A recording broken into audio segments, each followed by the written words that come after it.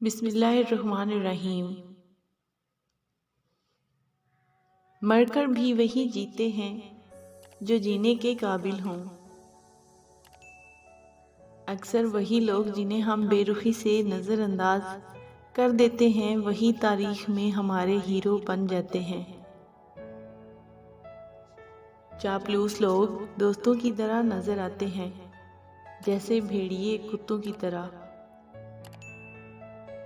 अगर मैं अहमक हूं तो मेरे मुंह में उंगली रख कर देखो। शरीफ बड़ा बनकर झुक जाता है और कमीना बड़ा बनकर अकड़ता है। खुदाए करीम के सारे अतियों में हिकमत से बढ़कर हकीम वो बंदा है जिसके कौल और फेल दोनों बराबर हों।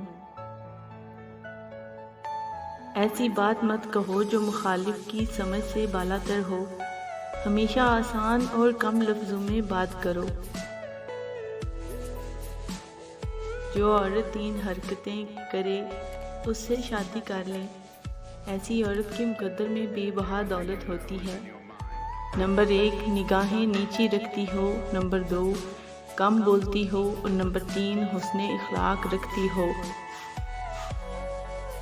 जब हमारी तमन्ना के पाँव हासिल की चादर से बाहर निकल जाएं तो हमें सुकून नहीं मिलता।